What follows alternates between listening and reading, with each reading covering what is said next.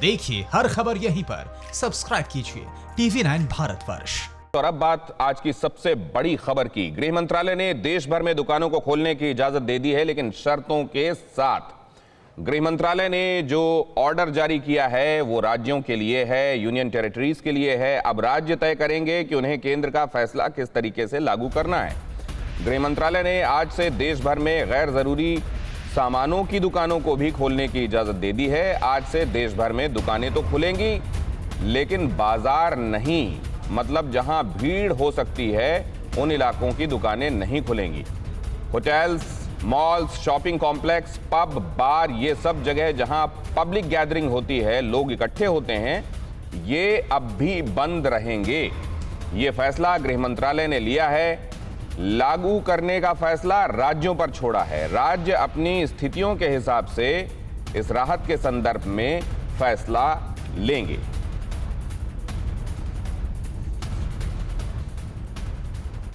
और अब आपको ग्राफिक्स के जरिए बताते हैं कि मिनिस्ट्री ऑफ होम अफेयर्स के फैसले में क्या लिखा हुआ है।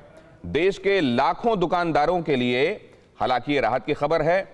रिहायशी इलाकों में दुकानें आज से खुलेंगी। रजिस्टर्ड दुकानों को ही खुलने की छूट मिलेगी। शॉप्स एंड एस्टैब्लिशमेंट एक्ट के तहत जिनका रजिस्ट्रेशन है वही दुकानें खुलेंगी। नगर पालिका निगम क्षेत्र से बाहर मिलेगी छूट। शॉपिंग मॉल्स, कॉम्प्लेक्स को अभी छूट नहीं मिलेगी। हॉटस्पॉट जोन की दुकानें भी अभी नहीं खोली जाएंगी।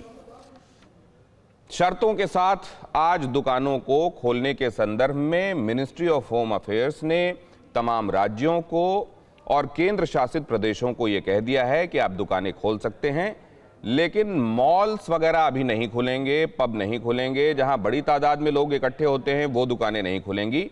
जहां ग्राहक एक दो करके पहुंचते हैं, सामान लेते हैं, वो दुकानें खुलेंगी।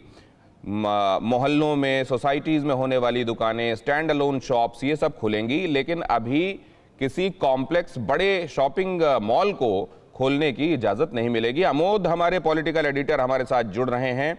कैसे की जाए इस सर्कुलर की तर्जुमानी, वो हमें बताएंगे। इसके मायने क्या हैं अमोद?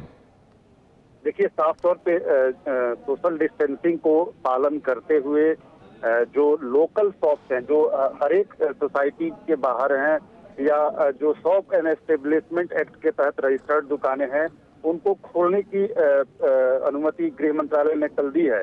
लेकिन दिनेश, ये जानना बेहद जरूरी है कि आगे कौन कौन सी दुकानें खुलेंगी, इसका फैसला राज्य सरकारों को अपने विवेक के आधार पर लेना है कि किस तरह की दुकानें जनता के लिए ज्यादा जरूरी है और किसको खोलने से समाज में ज्यादा जो दिक्कतें हैं उसको ईज आउट किया जा सकता है, उसको कम किया जा सकता है।